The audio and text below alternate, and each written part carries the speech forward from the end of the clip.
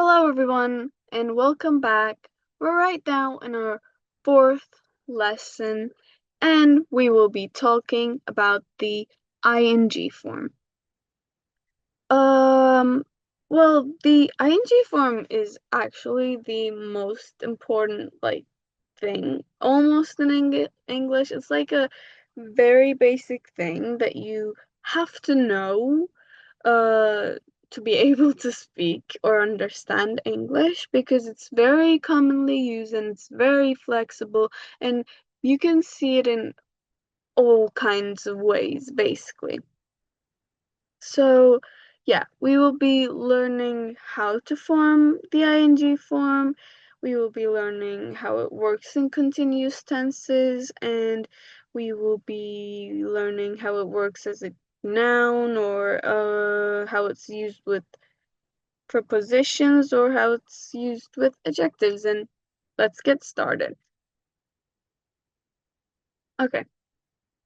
And of course, at the end, we will be seeing the common mistakes to avoid. Yeah, let's see. So, our first topic is how do we form the ing form? There are a few different kinds of verbs, and we gotta form it according to them. So, you can see a table in our PowerPoint basically. So, this is like the very easiest thing actually if you just keep it in your mind. So when we have normal verbs, like for example, to play, okay, you just add the ing or let's say to work, working, okay, and to read, reading. You don't change anything with the verb and you just add ing um at the end of the verb. So we can form a few sentences. I'm playing, she's working, they're reading. Okay? This is the most basic form of the ing. Um but with some verbs, there are some spelling changes, which is very important for your writing exams. So, when a verb ends with an E, okay, you gotta drop the E, the final E at least. So, as you can see here, when it's make, you drop the E and it becomes making, or when it's write, it becomes writing, or when it's take, it becomes taking without the E. So it's very important for you to not write the E, just don't. Because that's the wrong way of spelling it. And just think about it like, you know, E and I cannot sit next to each other. So when I comes, E leaves. Okay. Um, and there um if there is a double consonant, you gotta do like okay. So there is actually a reasoning for this. So when the word is short and it's stressed and it ends with a consonant, you gotta double that consonant. Okay, so run, it only has like it's like a short verb, so it becomes running. Sit, it becomes sitting, or get, it becomes getting with a double T. And just think about it like if the word is short and it ends with a consonant, just gotta double the last letter. Um, so do you remember that I said that if the word that you're using ends with an E, you gotta drop the E. Well, there are some exceptions for that. So, if your words end with a double E, you do nothing, you do not touch them. It stays the exact same. So let's give you an example. Seeing. Okay. How do we spell see? SEE. And how do we spell seeing? SEEING. We do not change anything. Again, same goes on for if the word ends with a Y and an E together. So, like, for example, dye, to dye your hair. It becomes dyeing, okay? And you spell it like DYEING. And that's very important. You don't change it. And if the words end with an O and E, it's the same thing. You don't change it, it stays the exact same. So double E, YE, or OE stays the exact same. Other than those, you drop the E. And like we said, that's when it ends with a Y, you don't again change it. It's like almost the exact same thing. So there are in this part of our lesson we will be going through the uses of the ing form, and we will be starting with the continuous tense. But as you can see, there are quite many uses of the ing form. Yeah, let's start on with the continuous tense. So you're probably wondering, what is the ing form in continuous tense used for? Which, I don't know if you have noticed, but throughout our lessons, I continuously, got your attention to this, and I want to get your attention to this because it is very important. Like when we were going through continuous tenses, I was always talking about the ing form. So, again, what we use ing in continuous tenses is that it is to show the progress at the moment, in the future, or in the past. So we have some examples here. While we're at it, why not go through some tenses that we learned in our previous lessons? Yeah, if we were to form a present continuous, we can say, I am studying English. And we learned that if the word ends with a Y, we do not change anything. We will want to form a sentence in past continuous. We can say, she was reading when I called. When we want to form a future continuous sentence, we can say, they will be traveling at 5 p.m. Again, you can see, if the tense is continuous, you can always see an ing verb in it, and I can promise you that.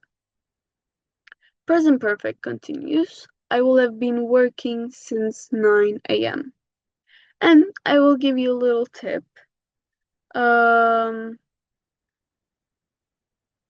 So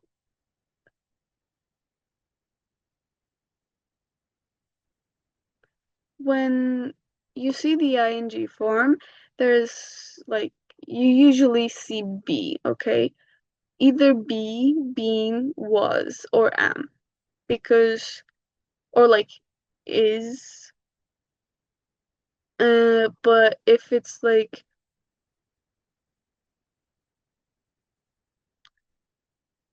if it's in the continuous tense, most likely you're gonna be seeing be.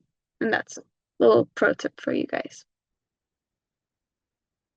So, we actually wait. Let's just give a few more basic examples. Let's say present continuous, okay? I'm eating. Yeah, it's very basic. Let's say past continuous. I was eating. And let's say future continuous. I will be eating. So,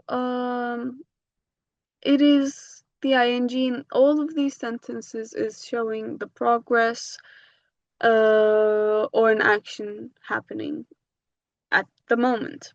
Yeah, and that's how we use the ing form. Yeah, let's continue on with the ing form as a noun or as a gerund. Gerund and a noun is the exact same thing. It's just the same meaning with different words. So, um, when we use the ing form as a noun, it's called a gerund. And that means the action itself becomes the subject or the object of the sentence, okay? So it's not a verb anymore, and it becomes the subject or the object. So let's give some examples. Swimming is fun.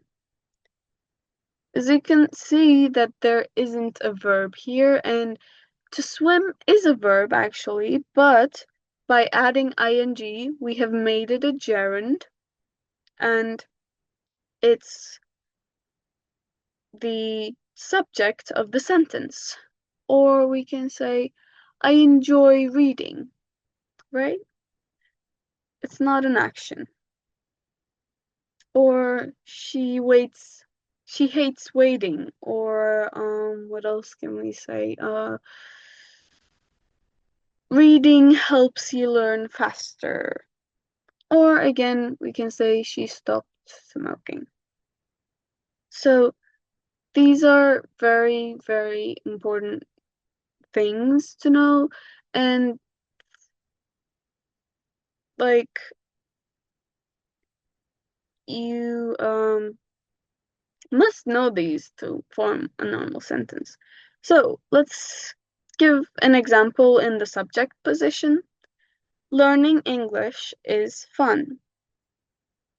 Well, to learn is a verb, but by adding ing, learning English is fun, we have made it a subject. Let's give an example for the object position. I like dancing, or he stopped smoking, or they enjoy playing games. These are objects of the sentence. They are not the verb, they are the objects. The verb becomes the object. And when you want it to be an object, when you want to use the verb as an object, you gotta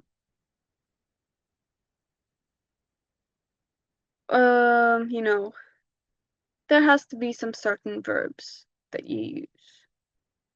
Okay, and just a little tip,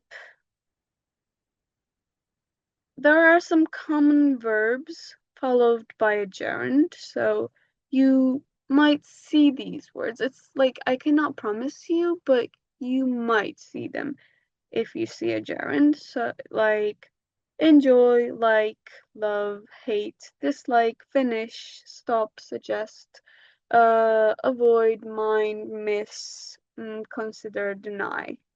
Okay? Let's give an example like I enjoy listening to music. If you see an example like this, I hope that you can understand that listening is not the verb anymore. And it's a noun. Yeah. Or we can say, for another example, he avoided talking to his boss. Yeah, and we can continue on with the ing form after prepositions. We quite often use it as after prepositions, and so there is a rule, okay? If a verb follows a preposition, it must be in the ing form. So when, like, by the way, prepositions are like you propose something, okay? Let's give some examples for it to be better for you. Good at dancing. So our preposition here is to be good at something, and um we gotta add ing to our verb. So dance, to dance plus ing is dancing. Interested in learning. Thank you for coming. Before leaving, wash your hands. And you can form this sentence like wash your hands before leaving as well, if it's a little confusing. Um, so we can give a few more examples. Let's say, what can we say? They talked about going on vacation. Or he left without saying goodbye. She's good at singing. I'm interested in teaching English. So, with the examples I gave, you can probably notice that there is like after, in, at, about, without, by, we never use the base form. It's always in the ing form. It's not like I'm interested in learn English. That's not correct. You gotta say I'm interested in learning English.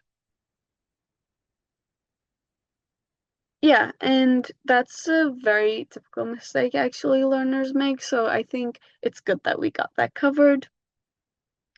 And yeah, let's just, when you see a preposition, always use the ing, and that is basically how you form the ing form after prepositions. And we will be continuing on the ing form as an adjective in our next lesson, which will be our fifth lesson, and we will be doing that tomorrow. So, thank you for everyone again for coming to to my lesson, and I do really hope that it helped you guys. But the most important thing is language is something that you won't be able to learn just in a little second. You have to, um, you know, practice it. You have to continue using it. So just talk with your friends, just use English more often in your daily life, because if you don't, the stuff that you learn, you're gonna forget. Like, just in a week, it won't be, in your mind. And the thing is, after a lot of practice, you will be doing these without even realizing that you're doing them, which is a good thing in language, actually. So, yes. So let me just give you a little summary of what we will be doing in our next lesson. We will be talking about how we use the ing form as an adjective. And we will be talking about some patterns, you could say, and we will be talking about some common mistakes. If you want, you can just maybe take a look at them before the lesson, or you could just come because we will be starting from the very beginning and we will be building up. Yeah, thank you everyone for coming, and I'm hoping to see you in our next lesson. Bye!